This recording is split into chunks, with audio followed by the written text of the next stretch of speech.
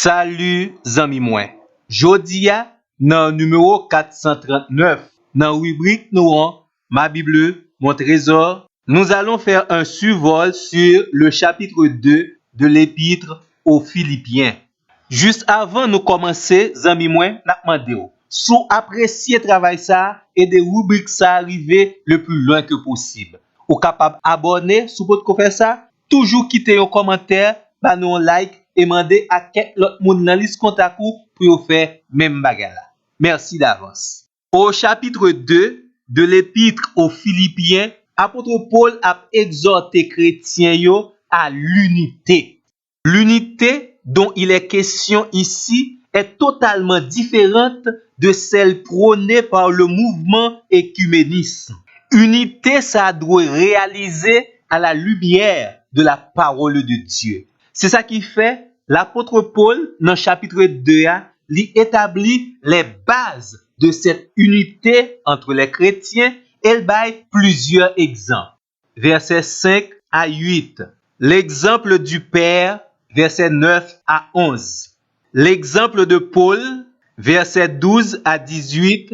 L'exemple de Timothée, versets 19 à 24. L'exemple d'Épaphrodite, versets 25 à 30. L'une des toutes premières grandes vérités de l'unité chrétienne, c'est que les chrétiens sont unis au Christ.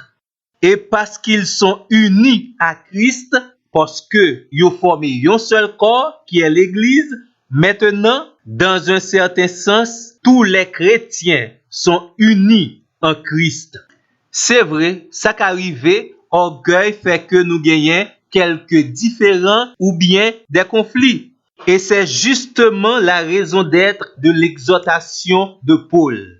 Ayez un même sentiment, un même amour, une même âme, une même pensée. Philippiens 2, verset 2. Chrétiens yo doivent efforcer yo pour conserver l'unité de l'esprit, surtout sur les questions fondamentales. Et pour s'arriver, nous devons partager un seul but, un même objectif, qui c'est aimer Dieu, obéir à Dieu, glorifier Dieu. Et verset 4, la pral dit, la priorité des priorités de la vie chrétienne, ce n'est pas de considérer nos propres intérêts à chacun de nous, mais de considérer les intérêts des autres. Ça, c'est les intérêts l'autre moun yo fond avec les intérêts de Christ.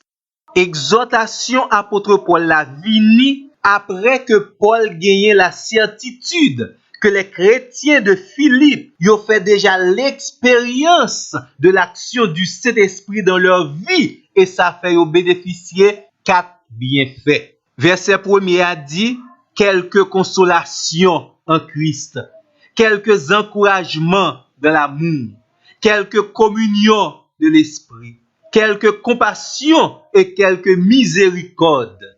Même sous le texte là commencé avec un si, S-I, tenez bien, ceci n'exprime pas un doute, mais plutôt un argument, quelque chose qui est réalisable.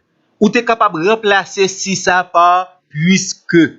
Qualité, unité que Paul a parlé là, c'est une unité qui a porté la joie, la vraie joie, la joie parfaite. Et Paul était quoi? Par l'assistance du Saint-Esprit, nous pouvons réaliser cette unité. C'est une unité que les chrétiens ont joindre en cultivant l'humilité. Pendant qu'ils ont jeté loin de eux l'orgueil et les rivalités.